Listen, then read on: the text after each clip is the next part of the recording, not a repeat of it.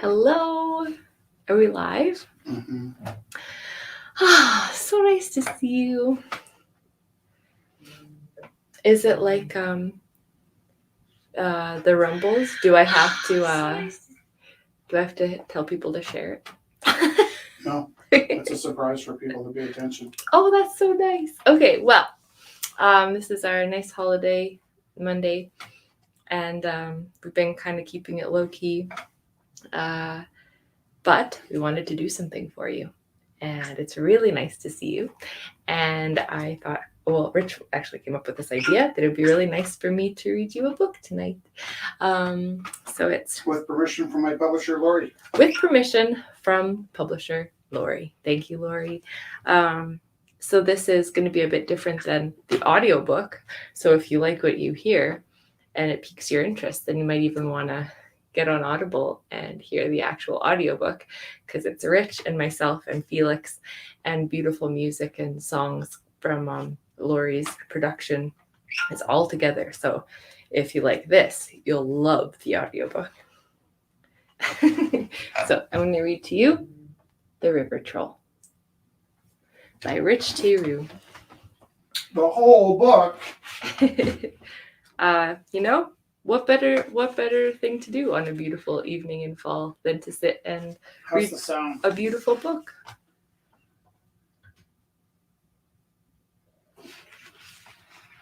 So we have this beautiful backdrop that Rich has. I just feel like I'm in this beautiful mid-century modern home.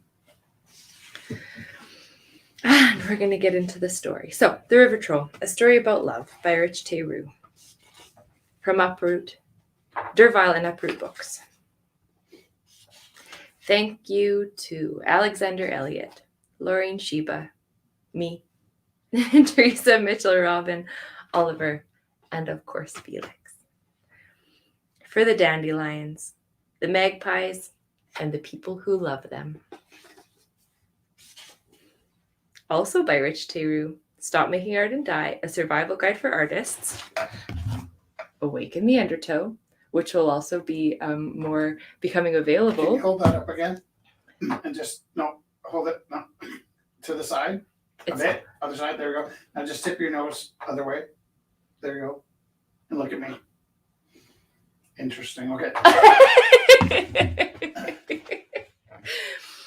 Awaken the Undertow, Rumble House Poems with Jess Sabo, before I was Jessica Theroux.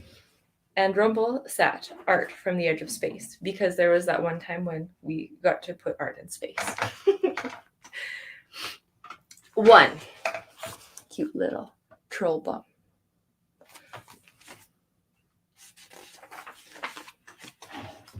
Folklore. Said the troll to the moon, this story was never meant to be spelt right. It's a puzzle. It's as much a dream as it is real as me, said the 13-foot troll, as it is for you, whoever you might be. It's a drifty dream. It's the smell of old newspaper, and nothing fits the way you would expect it to, because the monsters in this book are true, and the realest real. It's uncomfortable. I begged my publisher to let it slide. So we open with this beautiful image from Rich Theroux. Next to me is Jess, the most beautiful woman I have ever seen, naked, snoring a little. She sleeps with her mouth wide open, and her breath will have a tang in the morning. I can't reach the record player. It used to be next to the bed, but if I get up, I'm going on a walk. The bed sheets are sweaty. I should have opened the window, but if I get up to open the window, I'm going on a walk. I have to teach in the morning. I should try and sleep, but it's June. It's really warm, and I think I'm just going to go for a walk.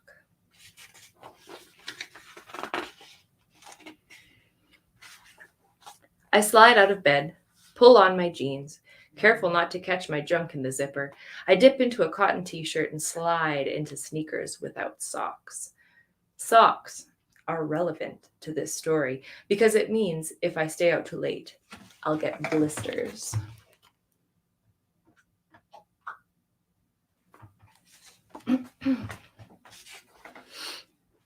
I look for my keys in the dark. In my head, as I lock the front door, I see a gang of pirates letting themselves in, kidnapping my sleeping beauty. The lock clanks shut.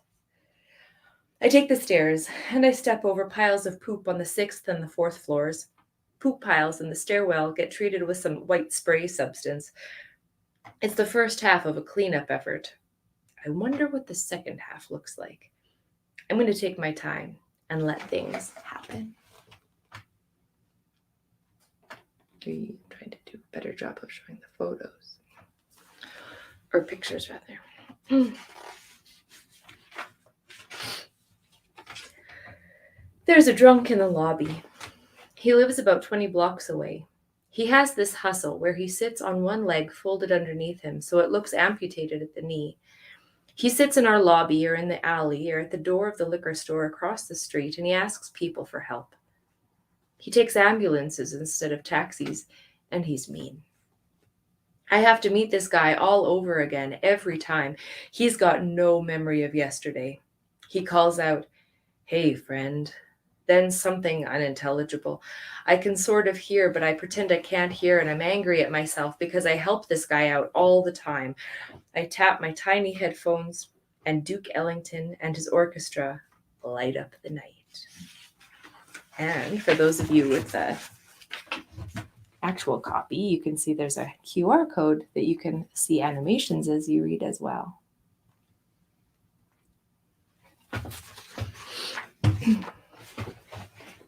Chapter 2. I step into the street. The wind licks my shirt, tugs my sleeve from my ruined arm, and thwaps it back and forth, I hope all night long. The brewery is puffing gobs of yeast into the warm night air. I go straight at the corner. I don't want to go near the gallery and get sucked inside and have to clean up. I'll wander down to the river. I cross as many bridges as I can to keep the vampires away. Streets downtown are bright.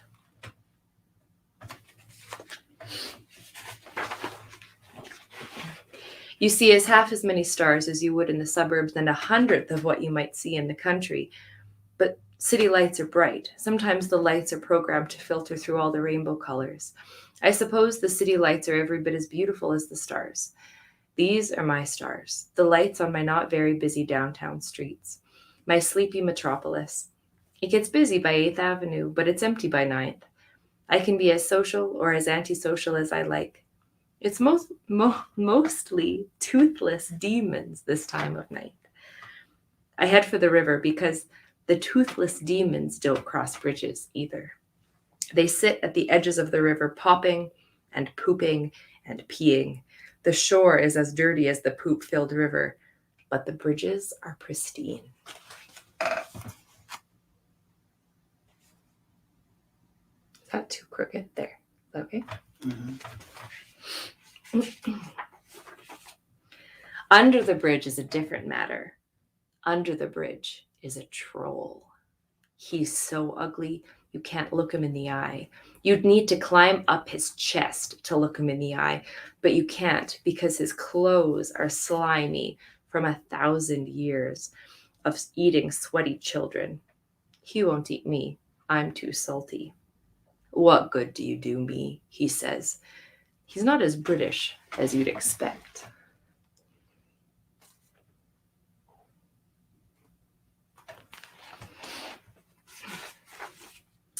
"What good do you do me?" I say. I use my deepest voice to show him I'm not afraid. "Bah, I should eat you." "Bug off, you ugly clout." He smiles. "I think I will eat you tonight." I spit at him, near him, not on him. If I hit him, he'd kill me, but I find the closer I get, the harder he laughs. "Tell me a story, you dirty beast."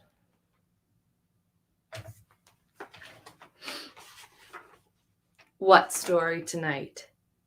"Tell me a story about how true love is like a butterfly." "And why should I tell you such a story?" "Because I'll tell the children and it will make them happy, and I know you like the taste of happy children best. Tell me a butterfly story, and I'll tell the sad children at school, and they will make better meals. It's a lie. None of your children ever come my way. I can't lie to a troll. I tell them to stay away, it's true, but imagine how good they would taste if they choose not to listen. You're a mean little man, says he. Go on. He sits. Strangely, when he sits under the bridge, his head is still near the roof. Wasn't his head touching the roof when he was standing? He sits. He still fills the space. I'll tell you a story, but you better send a tasty child my way, or I'm not telling you anymore. It's a story about love and how to love. The troll holds out his giant hand. This hand is love, see? And you puny people really have no idea how to love, see? He pushes his palm into my face. Now this is being loved, and a bird-like moth flutters into his bloated hand. You love the butterfly, see? The moth chews at the algae in the cracks of his skin. You love the pretty butterfly. That's a moth. You love the pretty butterfly, but it's a butterfly, not a butter sit. On cue, the moth flies away and the troll sits, palm open. He explains the butterfly's job is to fly away, but that we do not understand love. That's a shitty story. Just wait. So we wait. We wait a very long time, and the moth flies back, and the troll says, so you wait, and you keep your hand open. And the butterfly comes back, but only when it chooses to. And the moth flies away. This happens several times with no explanation, but the troll is patient, and I've got nothing better to do.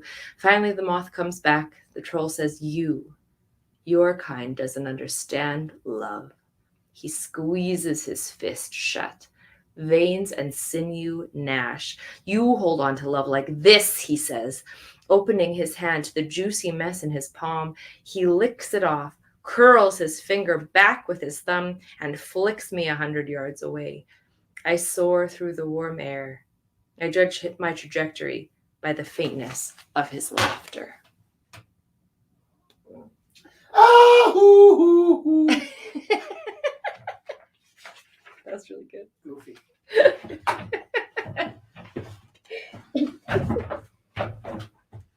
I'm so used to seeing you in this room with the I know, nice stuff, and then I see you against the green wall. And it's what do you mean? You know, There's no green wall. the green wall. I land softly in the bosom of a one-eyed witch giantess. She plucks me by my pant leg and lowers me to the ground. That was lucky, I say, turning myself upright. Nonsense, she says. There's no such thing as luck. There's ready and not ready. Tell me more, I say to the giantess. She folds her tit back into her blouse and says dismissively, you are not ready. She takes 2 gigantic steps and she is gone.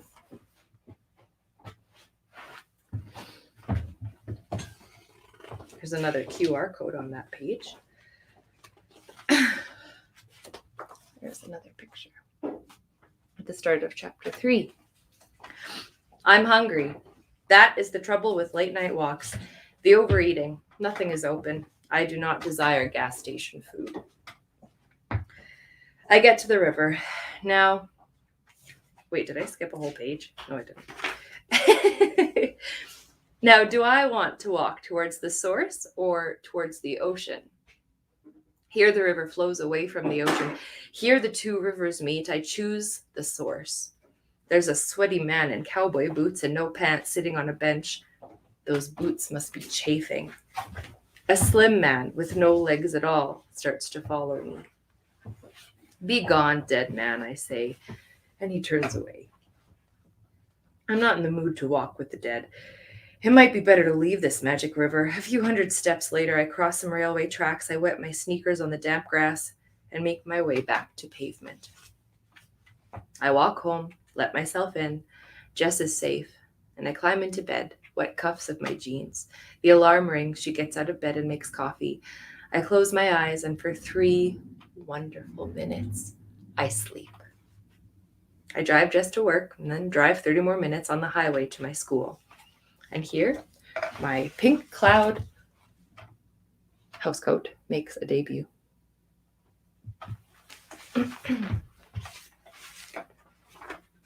Lori was worried about your messy hair in that drawing. That's so cute. Does Jess want to be presented this way? Lori's so cute. Right? It's like, I wish my hair was more messy like that.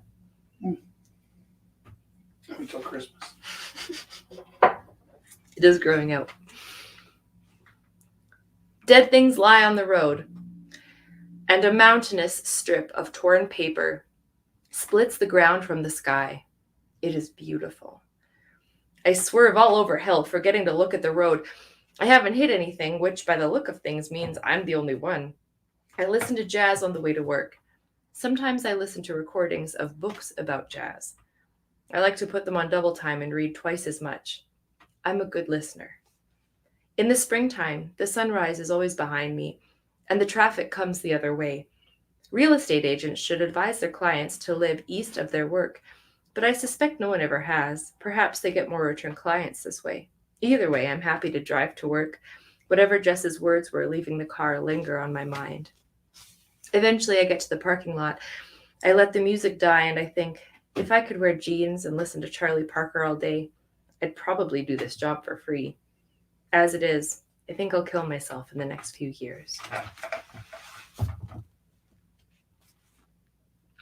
I forget who owns this original painting of this bunny. Jay. Oh, yeah? Yeah. He bought all the bunnies. Oh, yeah? He bought a bunch of bunnies. Yeah. We should let him know. I know Gianna has some too. She bought like 2 or 3. I unload my trunk, and I carry in the things I took out to my trunk last night. Why do I carry this baggage home? If not for the inevitable pantomime. Sisyphus. The Minotaur I had coffee with in the cab of my car runs off. Bugger off, Moosehead, I yelled, and he waves. None of the other teachers see him vanish into the trees. That mother bugger could listen to Charlie Parker all day if he wanted to. Freeloader. This is my favorite. It's sitting on my desk at school, and the kids really love it.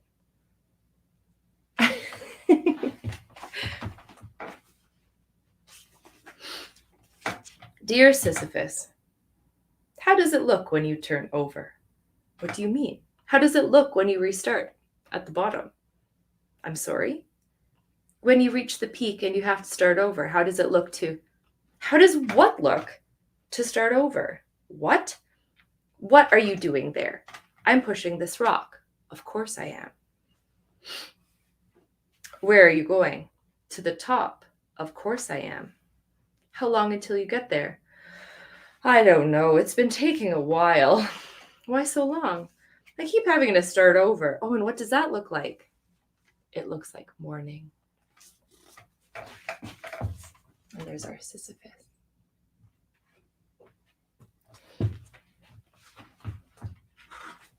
The school lights hurt my eyes. The kids are extra needy today. Everyone is losing their collective mind. It's the end of the year. The grade 7s don't know who the heck they are anymore, all the way up the chain to the grade 12s who are splitting bricks over life. And suddenly they realize they know bugger all after 12 long years. I do my best to get them through the day. I eat lunch in my room so I won't have to speak to the other teachers. The cool ones make their way down to the art room. The lost and disenfranchised kids are there too. One young lady has a broken heart about her friend who doesn't love her the way she needs her to. I tell her the story of the butterfly, but it doesn't help. Maybe it does. How would anyone ever really know? I keep telling them that is what art is for. Sometimes they seem to listen. At the end of the day, I'm tired. I meet my Minotaur friend at the car, and we drive home to pick up Jess. Tonight is laundry and a shop at the grocery store, and the ecstasy of it could kill you if you weren't careful. Because of the rain and my autism, I get lost on the way. Eventually, I make the right turn, and she is there, waiting on the steps of her school. You might think she is one of the goddesses in this story, but she is just as she seems. Unlikely, but as real as wind or sea. You might be wondering if I've made this all up. In the car, a song comes on the radio. It's got no words, but I compose my own lyrics no one will ever hear.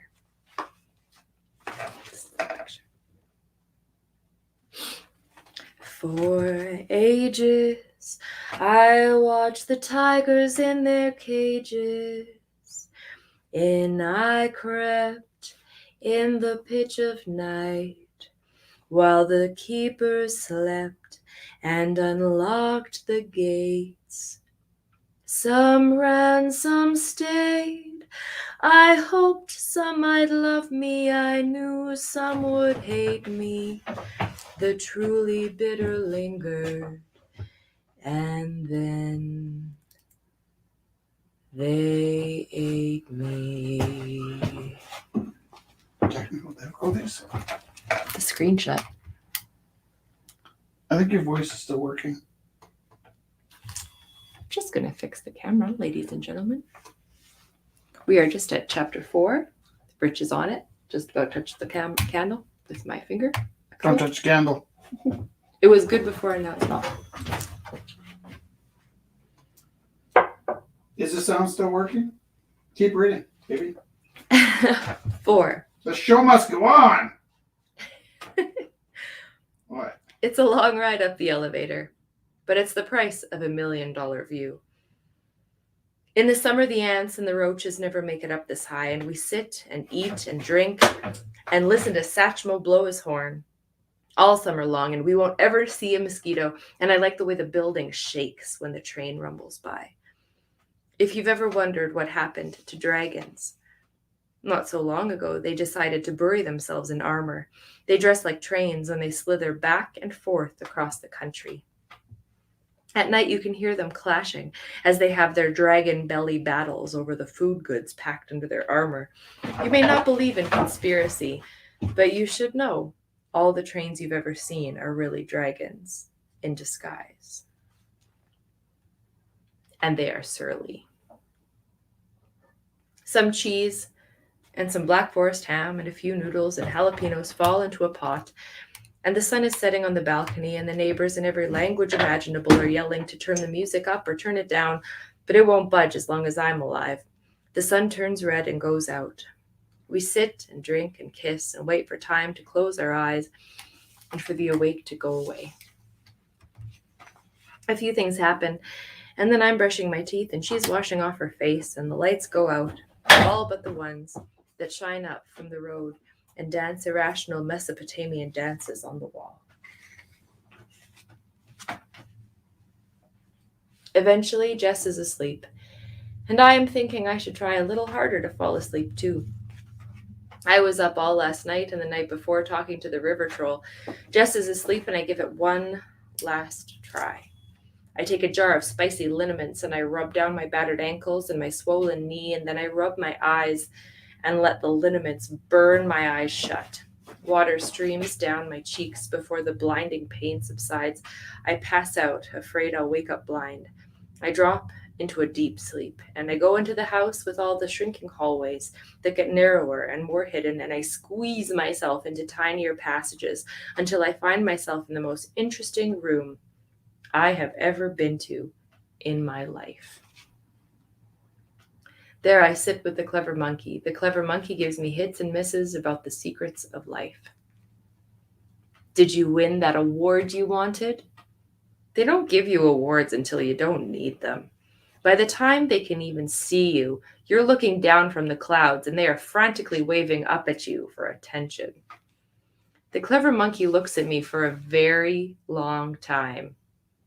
I've got all night. Listen here, mother hugger. You have to move, says the clever monkey. It's a miracle to see his lips wrap around the words. You see, you ugly mother hugger. You just want to sit. And the truth is you have to move. Yoga's for my ass. You better get up and go for a run, because the thing that runs this place pays your rent, so to say. That thing has a plan for you, and it's to move.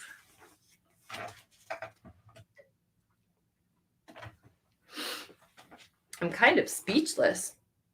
You ever watch hockey? No. You've seen it though? Yes.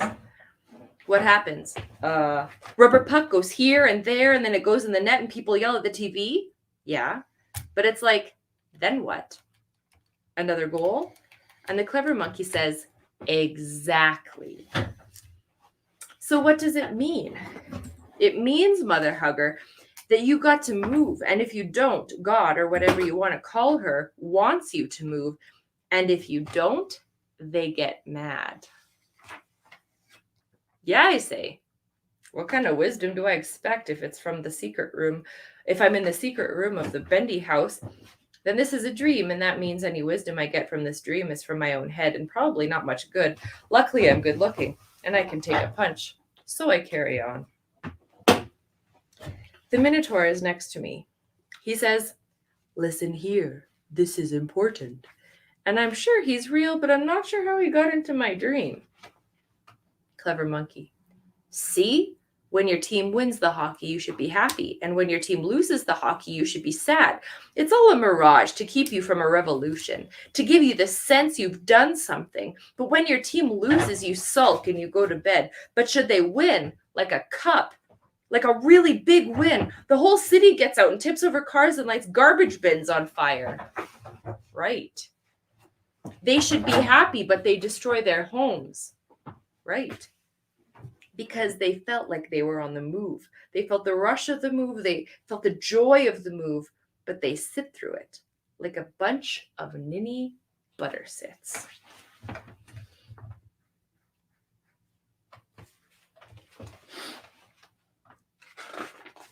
Oh, crap, I say. I think I get it. And the buzzer goes and Jess gets up and makes coffee, and I lay there thinking, I could use about 3 more minutes of sleep. We drink the coffee, we get in the car, she gets out of the car, my friend the Minotaur gets in, and I turn off the music, and I sit, and he looks at me, and he blinks his big, fat, brown, bulging cow eyes innocently at me, and finally he says, what? I'm like, what was all that last night? He smiles. You know I can't speak. I put the key in the car and drive to work. I don't even look at him. Chapter 5.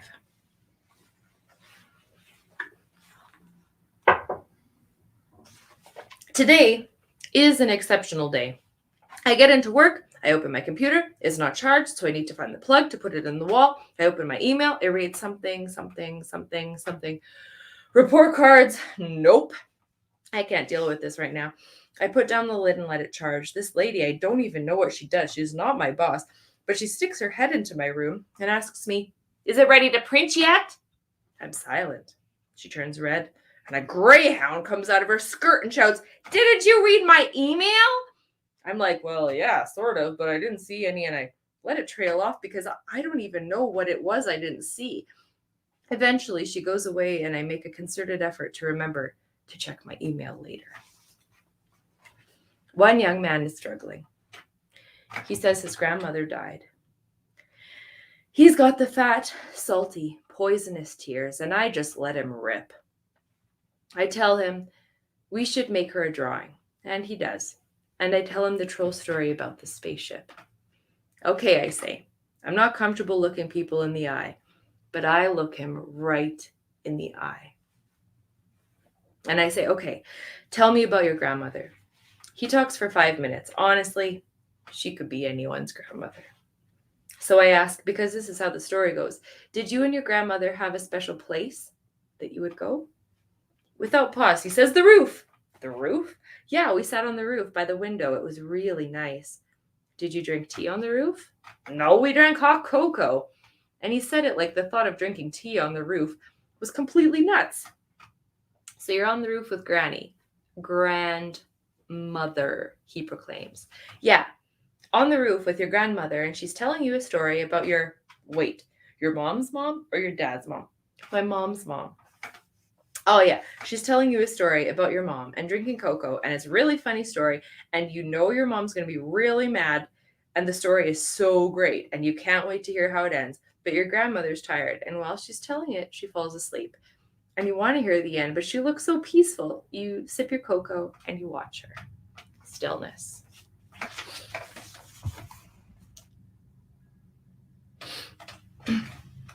Then a moth flies down.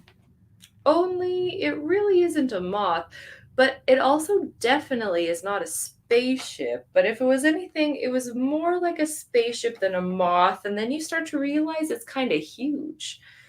And there's no window or no door, but something like a door opens up and there's a thing inside and it has no head, no eyes or mouth, but you can feel it looking at you. And even though it doesn't have a mouth, it speaks to you. And do you know what it says? What?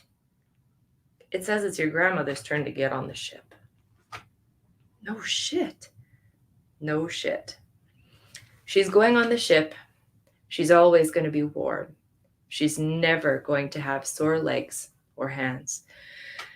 And she's going on a trip, first to the moon, then right through the sun, and then she's going to Pluto, which is a planet, by the way.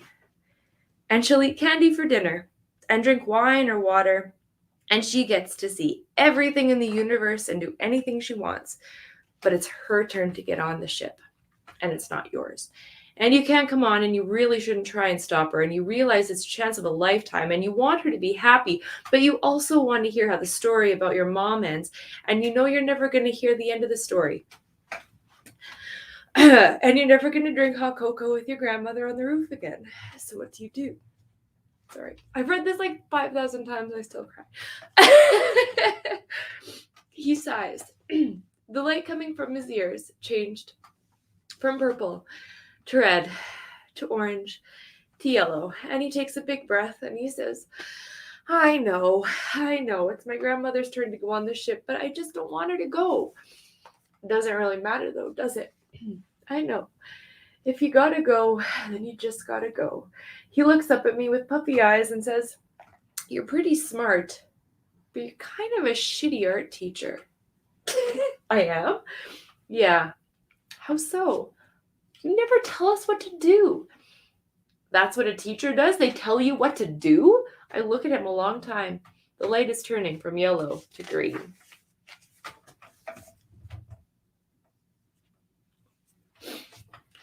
You want me to teach you something? Yeah. I point to the paper he's been scratching on. What do you call that? It's a pencil. I already knew that. What do you do with a pencil? I'm drawing. The duh is implicit. What do you think drawing is?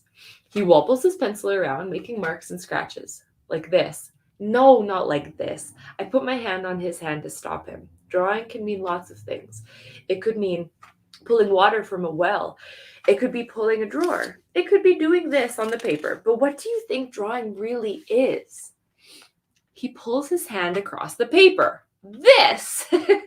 I put both my hands near his face and pull my palms to my eyes. It's looking. It's really seeing. I'm gripping bits of light and pulling my hands to my eyes. It's really seeing. It's drawing the light into my eyes. He's stunned. Drawing? Yeah, drawing. Ah, shit. Don't talk like that. You did. Who are they going to believe, kid? You or me? Drawing, he murmurs. You know how to make yellow? You can't make yellow. It's a primary. He mocks me. Unga bunga, I say, and I squeeze tangerine orange and bright green onto a piece of paper, and I mix it into a solid sand poop. I add water, I drag my finger through it, and it lightens to a banana yellow. I mix magenta and orange and make red. I mix magenta and cyan and make the deepest blue. His eyeballs do not fall out onto the table. I don't teach you anything? I don't think you're teaching me the things you're supposed to be teaching me. Do you feel better now? Yellow lights coming out of his ears. I do. Be nice for your grandmother. She knows everything you ever did and everything you are ever going to do. Oh, shit, he says. Don't talk like that, you little turd. I go to the staff room and rummage in the fridge for something to eat. I'm not hungry. I just like eating other people's food. I find a lamb kebab in a plastic container and I take it for the troll. I figure I owe him. I'm not growing potatoes today, and I won't be butchering a pig, but I'm still going to want to eat. So I guess, rather than feeling so damn sorry for myself, I better get out of bed and find a way to keep the people in this village, this earth, glad that I am part of this life. and some forgiveness for the people who cannot see past wanting more for less. And just be glad I can stand still and face one more day. We all trudge past the same sunny meadows. We all want to lay down in the grass, and later we will all want to eat a potato. We all drink from wells we did not dig. Chapter 6.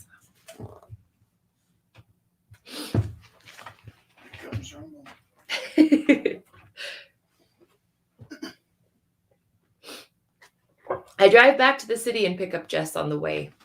We stop for sushi, we eat fast, and we drive. She says she needs to pick up cash from the bank, and I want to print off some images for reference. 8 years ago, I opened an art gallery, and it started like this. Have an idea. It's energy. It's free. Let it grow, fester. Don't sit. It seeps out and will impregnate someone else. Draw, write, shape, sculpt. Shove or let go. Shove. Find a space. Big, bright, and dirty. If it's dirty and no one would set foot inside, it's for you. If it's bright. Pull down walls, the ragged ones in the basement, the fence outside, the matter between the homeless and the owners. The walls suffocate communities, gravity, economics, and science. Pull down the walls that keep people out and make it free. It will take time for the shock to wear off. Hit them hard when they're dizzy. Clean up, scrub, paint. There's 13 drug needles in the parking lot. That's your security deposit. Dumpster after dumpster. Hug, kiss, whisper. It's yours as long as you pinch a fist. Fight. Boy, you'll paint with one hand and dull the other.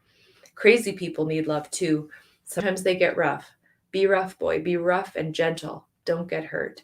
Keep the little ones safe. Pretty girls and the rich people and that guy with no pants and the gaping crowd. It's scary throwing out those needles. Be scary, boy. This old building's coming down, so you can rent it. Keep it clean. Not too clean, mind you. Keep it safe. Beautiful is on the inside. Take a risk, boy. Have me. I'm yours. It's Wednesday, and we're not ready. The car rolls into the parkade by 4:30. Jess goes straight to the bank. I run up 15 flights of stairs, tear off my teacher clothes, put on a paint-stained shirt and jeans. We meet up on the way back to the gallery. If this is the part of the story you find hard to believe, then I'm afraid there's really nothing I can do. I have an art gallery a block away from my apartment. We tidy up the gallery. It's a mess every week because I use it as a paint studio evenings and weekends. Tonight it becomes a circus. We walk in, 5 o'clock. It's covered in paint and sawdust and debris from the week's worth of building. It's a race against time because at 7 o'clock people start showing up for our event. At 5:35, people start showing up for our event. Geez, we open at 7. Garbage, tables, put my stuff away, power tools, paint, staples, screws, nails, chunks of wood, clean the toilet, get rid of beer bottles, lids on things, records away. People show up, try and be nice, shit out everywhere. People setting up, try and be nice. We set the place up, it's hot already, turn on the fan. There are people everywhere, Jess smiles, boots up the spotlights. Good evening, everyone. Welcome to the Rumble House. In the center of the room, our hostess stands on something like a table. Maybe it's a stage, and she spins a wheel, and it lands on a book, and she opens it and reads from it. She reads from Alexander Eliot's Sight and Insight, page 4. It's better to receive than to give, up to a point. After that point, the reverse is equally true. In fact, there comes a time when if a man is not a source, he is a sewer. Wow. The true artist has disciplined and filled and freed himself for giving. He is a bottomless cup that keeps welling full and running over.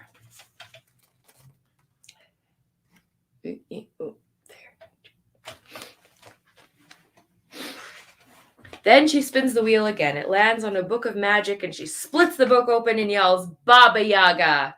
She spins the wheel a third time and it lands on an empty space from the first book. So we follow the trajectory of the arrow across the room and it lands on a stack of books and we pull Orpheus from the top of the stack. And our hostess, Jess, announces the themes of the night are, if you are not a source, you are a sewer. The Baba Yaga and Orpheus, chasing his love into hell. I walk up to the plank of wood I'd meant to work on. It feels all wrong. I push it aside and rummage through my supports. I find a frame stretched with denim instead of canvas. It's bigger than I wanted. It was a long day and I was hoping to sit down tonight, but I pull out my easel and mount the frame and step back, looking and waiting for the image to appear. Nothing. Baba Yaga. Nothing. A man is a source. Nothing. Orpheus.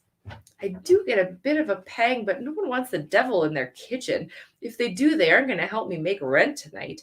Devil, Orpheus, the hero, black, no, blue, Baba, moth, Minotaur, Baba, moth, shit, a broken heart, shit, nothing. People are walking up and saying hello, and they're happy to see me, and they want to know about my day, and they need gesso, and they want a canvas, and they wonder if I'd like a cookie. And I'm screaming on the inside, and I'm smiling on the outside.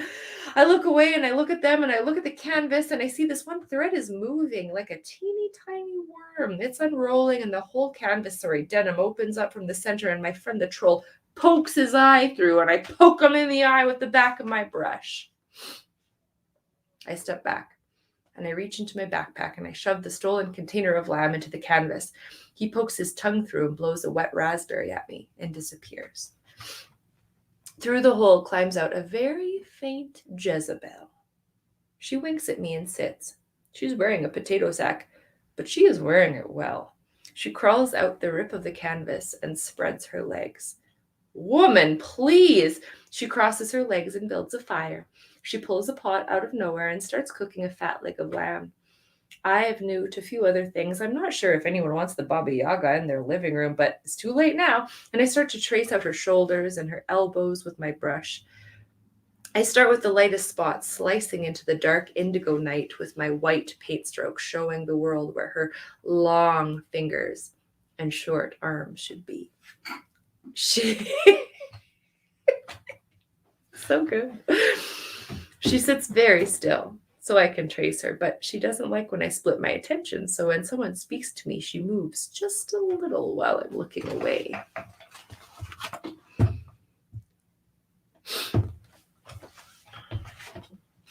It goes on like this for a while, and then she's emerged. The rest is a matter of putting on a play to make it look like I'm working harder than I am. I'll need to make rent in the auction, and people want to know I've earned my way. There's a disturbance outside, then the toilet gets clogged. There are 2 large spills, a lost wallet, and a few other things. By 9 p.m., we drag all the tables out the front door, switch off the fluorescents, turn on the spotlights, and we auction off 30 or 40 paintings. By 11 o'clock, the crowd thins, and Jess sings us some Billie Holiday, and I lie and say if they don't get out, I'm going to padlock them in until morning. Half the money of each of the paintings, all of hers and all of mine, add up to exactly 1/5 of the month's rent, which is lucky because this particular June happens to have 5 Wednesdays before July. We lock up and walk home. My Minotaur friend waves at me from inside the window, posing as though he's going to tip over a lamp.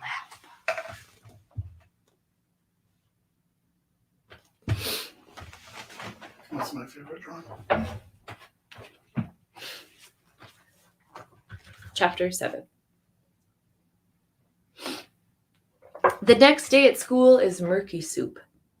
I don't think I hurt anyone, and the paintings in my classroom are as good as the paintings at my art gallery, so people mostly leave me alone. When teachers ask me for paper to use in other classrooms, I start telling them all about paper.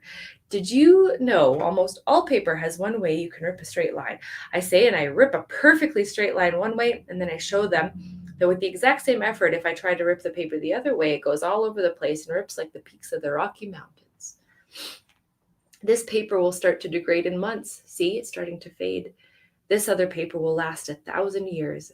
And if a lesson on paper doesn't drive the other teachers away, I show them where I keep the large sheets of paper. I only order super large sheets, and then I point them to the paper cutter. This way I never have to worry about my budget. If the paper lesson didn't drive them away, having to size their own paper does. A student walks in and asks for a piece of paper. I ask what for. She says she's making a social project, so I give her the 1,000-year paper. She sits at the lunch table outside my door with a pile of clippings and pulls the cap off her glue stick. You know how to use that thing? This? She says, holding out the glue stick. Yeah. Anyone ever show you how to use that? She smears glue on the paper and flaps it down. Nice. Good technique. Flat. Kind of perfect.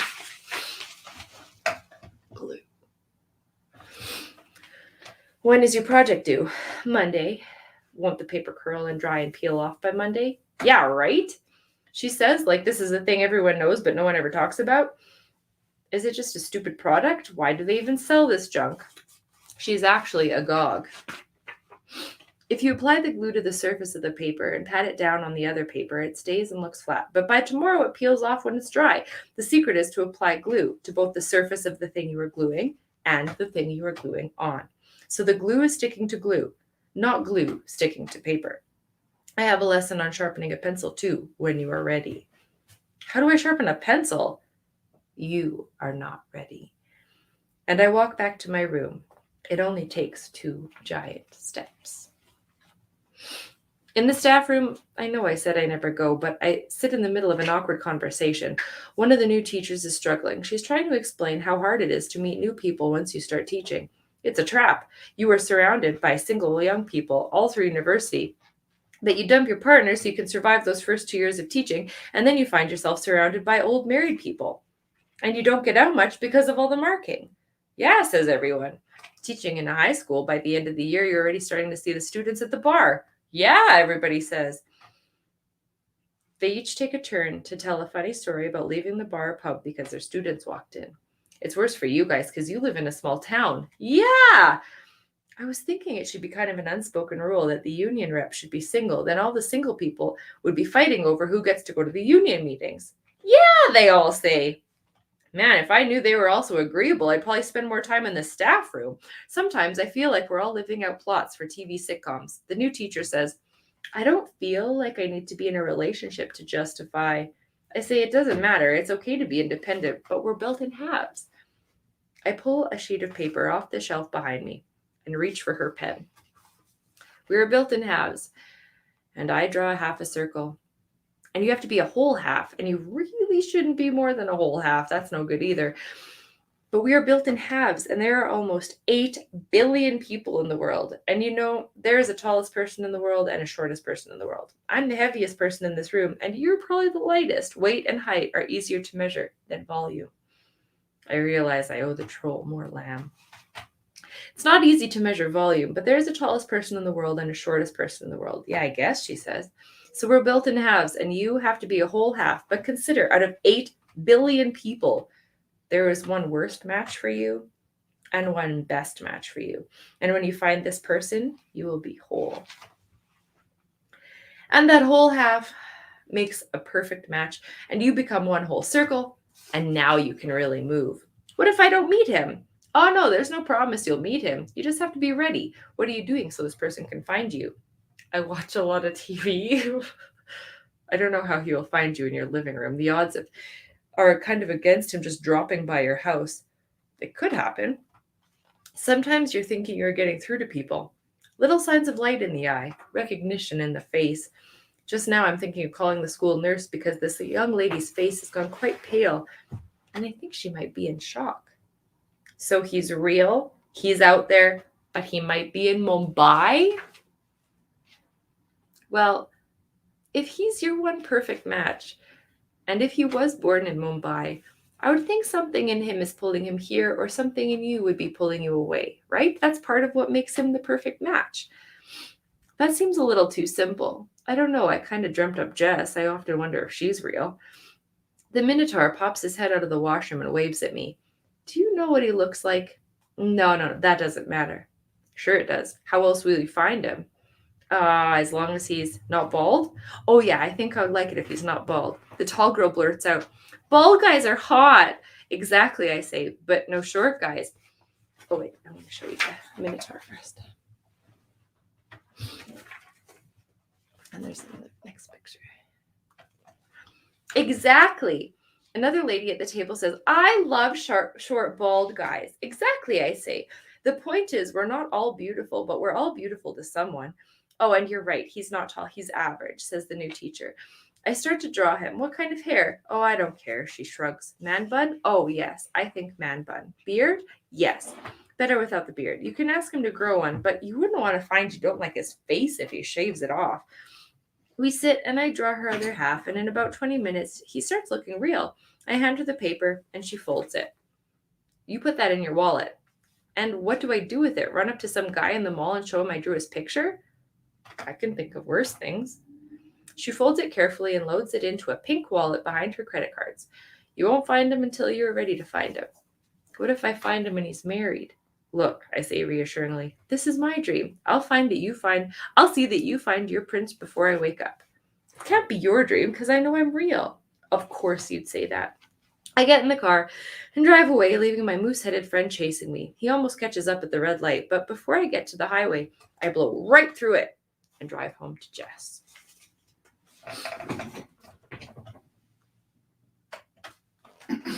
On Thursday nights, we run a nude figure drawing class at the gallery. It's warm and comfortable, but not nearly as racy as it sounds. As many people come as it takes to pay the model, our status is breaking even. We sit, we draw, we leave the desks out, and we go home. I've helped so many people today, and I know I've earned a good sleep. Chapter 8.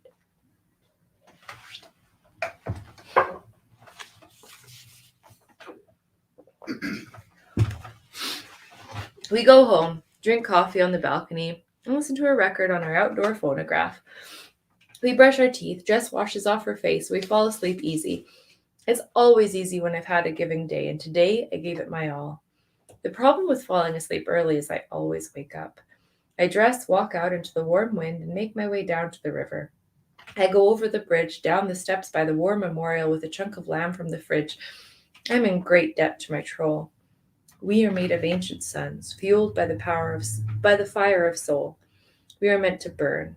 Burn, mother, burn. Under the bridge, Baba Yaga. Not my Jess's Baba Yaga. This one's real. She's stewing up a giant pot. It's not at all like the pot I imagined. She's crushing up magpie and duck with her mortar. No eye of newt. She doesn't speak. She just glares, pours the bird puree into the pot. I can see the green foot of my troll floating in the soup. I throw my hucking leg of lamb in the pot and walk away. It's a foggy soup the rest of the night and the rest of the day. I'm totally aware I'm alive for a moment getting ready for work. I know I shouldn't, but I stick a Q-tip in my ear. You're not supposed to stick it in your ear, but it feels so good. I gently roll it around in my deaf ear and I try not to fall asleep. It feels so good.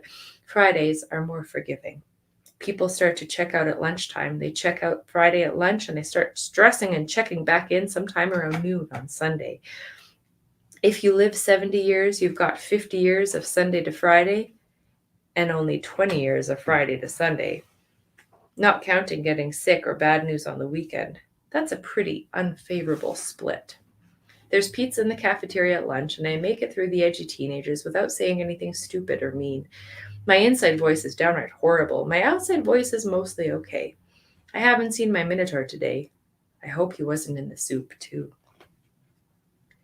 I stop by the counselor's office, and she winks because she knows I'm fucking nuts. And I think she finds it amazing I can negotiate my way through the day, posing as a teacher. I might have a coffee before I drive home. Do you want one? Nah, geez, if I drink coffee this late in the day, I'll be up all night. Really? I drink coffee because it helps me sleep.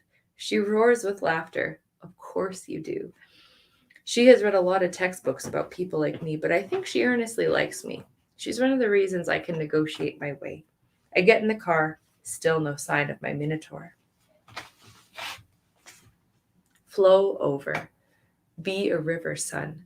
The mountains are tall, and you can flow all year, all day, all night, without fear of running dry. Be a river, son, and overflow with love for your brothers and sisters, and hope and love. There's no bank for it. There's no safe.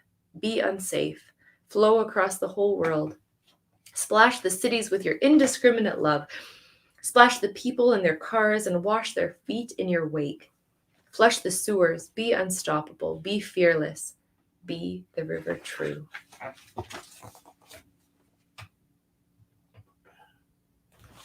Chapter 9. Much wilder than my Minotaur or the troll under the bridge is my 7-year-old. I pick him up from his mother's house. She is a nice lady. very linear. There is a list of things I am to remember before I return our child Sunday around noon. He's out the door without shoes. We jam his bike into the hatch of my little car. I grab shoes and a hat, but I do forget the list of things I was supposed to remember. We play a game in the car. It's a game we invented for his least imaginative teacher. He asks me a question that could be an authentic classroom question, and I answer the most outlandish answer I can imagine. It's harder than it sounds. What's the distance around the earth? Oh, I know, meatballs! It's harder than it seems because one is tempted to answer a correct answer. And the outlandish ones are only funny if they are a certain distance off the mark. We play this game and drive on to pick up Jess. It's sunny and warm, and we go get pizza, we buy some records, and we ride our bikes over the bridges until the late evening sun goes down. I get him home before dark.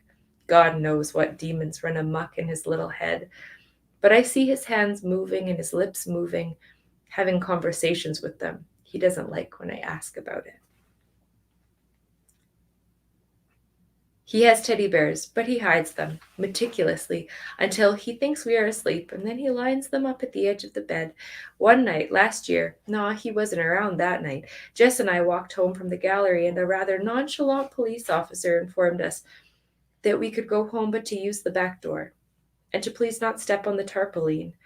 We went inside and put on a movie. I was curious, so I put my phone camera over the edge of the balcony and I time-lapse videoed the ground from the 15th floor. When I played back the video, I watched them remove the tarp, pick up several parts of a body, and reassemble the fella from the 19th floor onto a gurney. I was really sorry I filmed that. That was a private moment for him, and I was deeply sorry.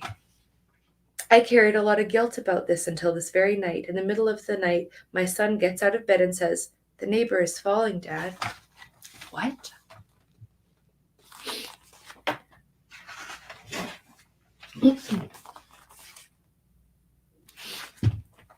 He's falling, and he's happy. What? Don't worry about it, he said, and he went back to bed. I could hear him murmur, "Man, you don't get anything." "Go pee," I yell. "I don't have to," he yells back. "Go pee! God!" And he does, and we all go to sleep. We got letters from school warning to check the kids for lice. I'm looking for signs of antlers. Tonight, though, I sleep. I don't even dream. It's strange for me to wake up and see him standing there looking at me. He seems disappointed I'm not up yet. I'm unused to having people see me sleeping, ever. Somehow this kid is an even more tightly bound bundle of energy than me. "Dad, do you know what people are thinking?" "Sometimes. Do you?" He doesn't answer. But then I think I hear him say, "I said, no, I don't." And I think, "Yeah, you do." And he says emphatically, "No, I don't." Chapter 10. We rumble over and turn the Saturday cartoons on. He likes mostly the same shows I watched when I was a kid. He also likes the ones made in Japan. They overdub, and the lips never match up, and there's always one puffy character that can't speak, but makes an unbearable screeching noise. Kids like this noise. At some point, we all put couch pillows on the floor and pretend the living room carpet is lava. We all make the same noise for machine guns, and the same broom broom sound for a car, but for some reason children love the screeching, unintelligible yelp of the puffy character. It is the opposite of Baroque or broccoli. As they outgrow the screechy puffy character, they start to crave that high E rip off of Louis Armstrong's hot trumpet. We pack drawing pads and ride bikes to the zoo or the city art gallery. Wherever we go, in case we want to sit, we bring art supplies. I realize I'm pretty happy almost all the time. I have a speaker strapped to my bike and I ride around blasting music. People either really hate it or they really love it, and I am happy to facilitate both of those needs. Jess overcompensates, pretending she is comfortable. I have to be careful I don't take her for granted. What is a lout like me supposed to do with a lady this beautiful, so willing to try out anything I can think of? Not taking advantage is a full-time job. I'm not sure what she's thinking most of the time. At least I'm careful about the music I choose. Everyone loves Johnny Cash, Bowie, and Bob Dylan. And if they don't, they probably deserve whatever discomfort I've caused them. Goddamn psychopaths. At night, I put my son into bed, and we listen to records until he falls asleep. In the morning, he goes home to his mother, and the week starts again. There's a moment Sunday afternoon. Oh, Johnny Cash. Johnny Cash went down to California. Right? Greg Cruz has the original painting. There's a moment Sunday afternoon when I can do anything I want. As long as anything I want means building frames and putting right the things that have been broken or are wearing out in the gallery. Jess buys a bottle of wine. We plug away at setting the stage for the coming Wednesday. If things stay steady or pick up a little, I won't have to pull an all-nighter to make and sell a painting to my good friend and benefactor. I make about 4 frames. I'll stretch them later. Everyone else I know is sweating this afternoon away, dreading Monday, but I've found a space where every day is a little good, and every day is just a little bit evil. And so I float, neutral buoyancy, never waiting for anything. My nemesis knocks loudly on the door, walks into the space to see my painting.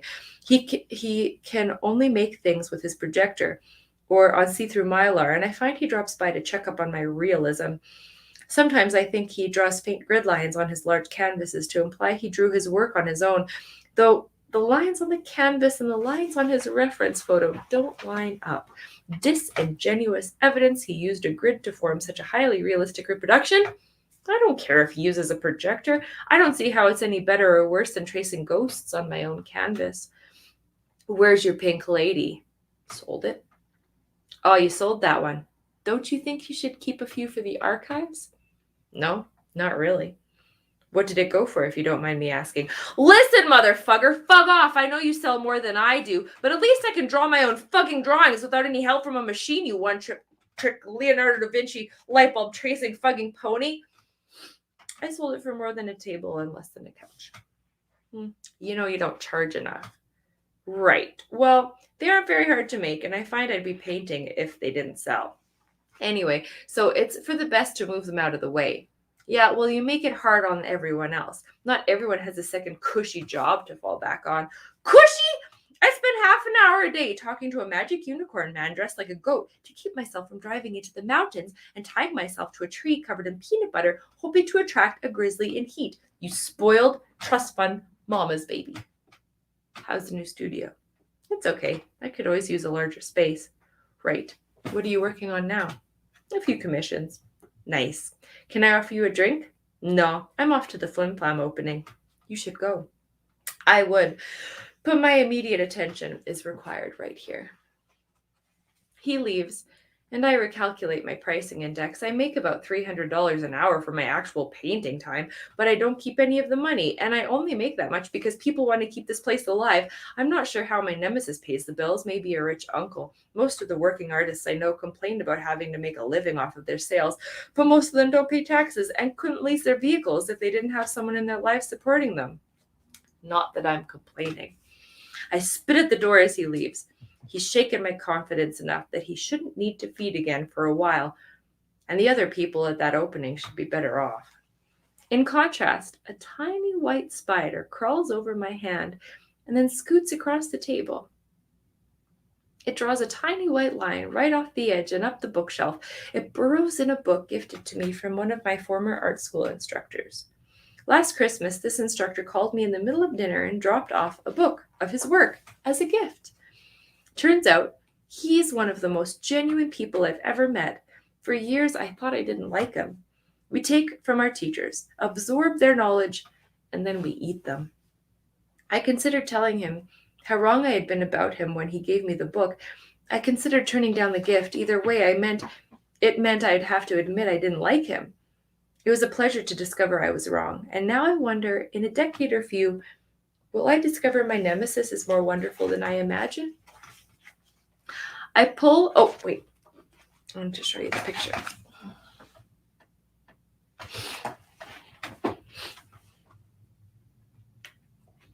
I pull several tables together and turn on the fake fireplace. Jess flips records and we start mind mapping some art lesson plans. Why do we make art? We make art for 5 reasons. 1, an impulse to modify.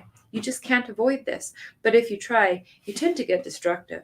Why do people dye their hair or grow gardens in their yard? We make art because we have a compulsion to modify. 2, an urge to communicate. One never can. Our brains are shielded from each other by thick skulls. I often wonder if animals think more as groups. Most animals, but not humans and not dogs. Rather, dogs attach to humans, and humans seem to have gone dormant within themselves. But we make art, sing songs, write poetry, dance, make potpourri, and so on. And so we try to make a human connection.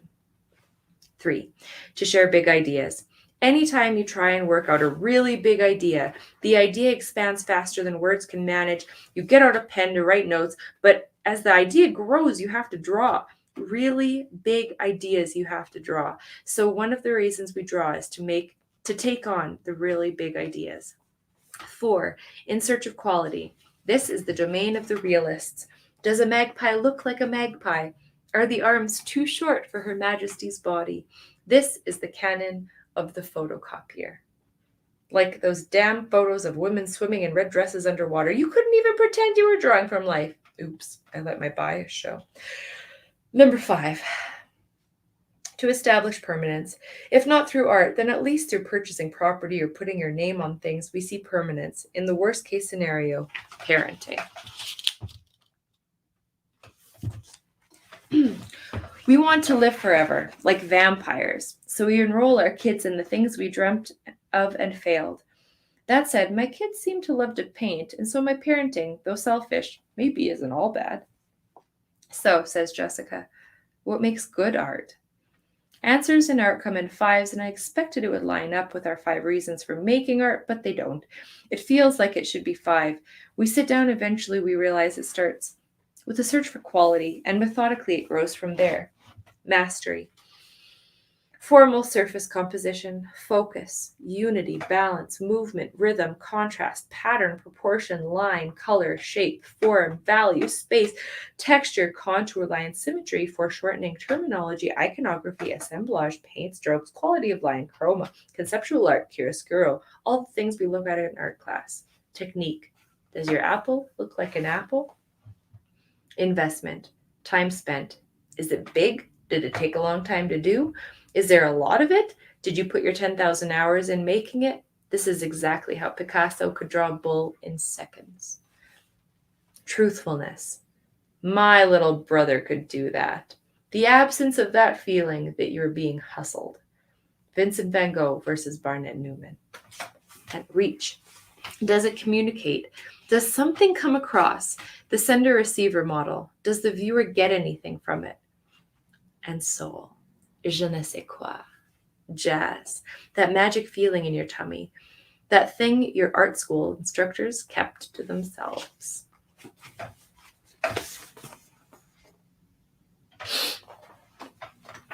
"11. I'm exhausted. We pack up and go home. I can't sleep. Wait a second. I do sleep. No, I'm awake. It's the middle of the night. It's only the start of the week. I know better than to check my phone, but I do. And just at that moment, one of the Lost Boys texts me and asks me if he's okay to come to figure drawing. Of course. He's low. One of his friends died. This happens a lot. I chat with him, and I think I make a difference, and then I fall asleep. And then he and I and the Minotaur are in the interesting room. The clever monkey is explaining, we are built in halves. I interrupt. I say to the Lost Boy, what if your friend was in the place you go before you were born, and the director told him he was too early to go back? He would be either too early or too late to find his other half. Your friend was longing to breathe. He says, could I just go back for a little while? The fun part, I won't floss. I could go down for the first bit and come back here so it all lines up, and then I'm awake. I put on a loose sweater, fresh jeans, and I'm out the front door again.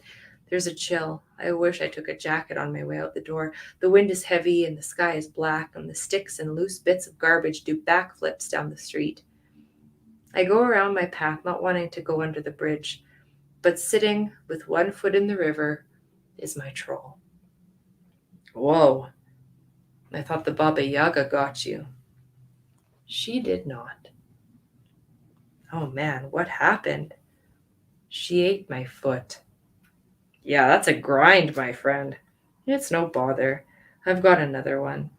He holds up his stump with the better part of a tree strapped to it.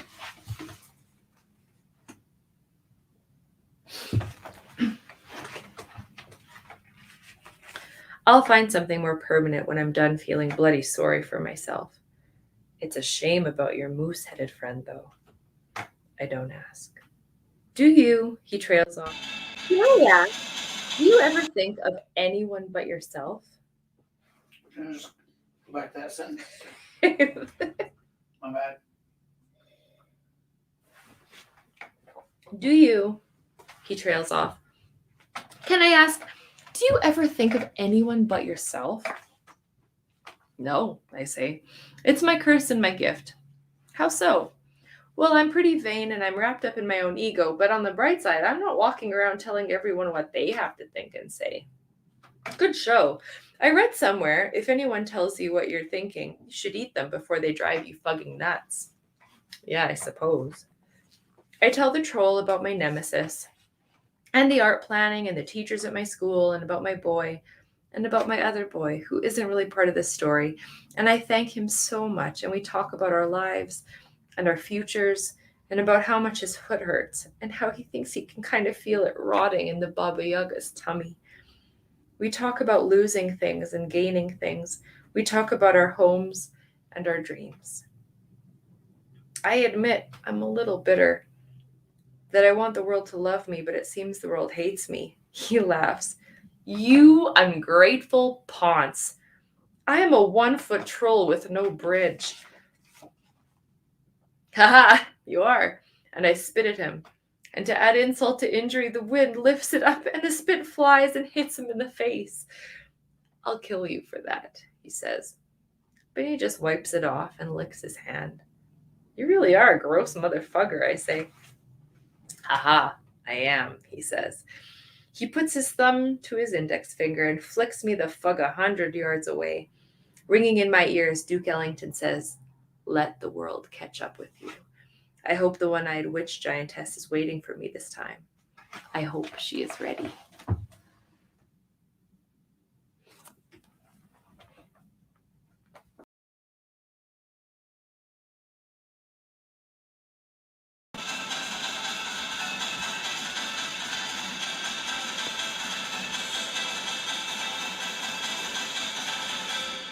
Come on, touch me, babe.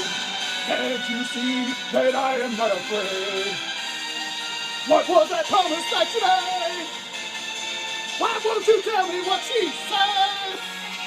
What was that promise that you made? Now I'm gonna love you till the heavens start to rain. I'm gonna love you till the stars fall from the sky.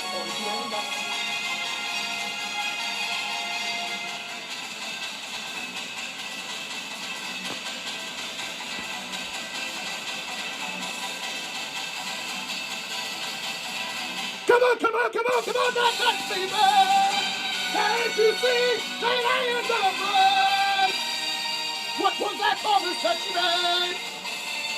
Why won't you tell me what you said? What was that promise that you made? I'm gonna love you till the heavens stop the rain. I'm gonna love you till the stars fall from the sky. Are you ready? I'm gonna love you till the heavens stop the rain. I'm gonna love you till the stars fall from the sky. Are you ready?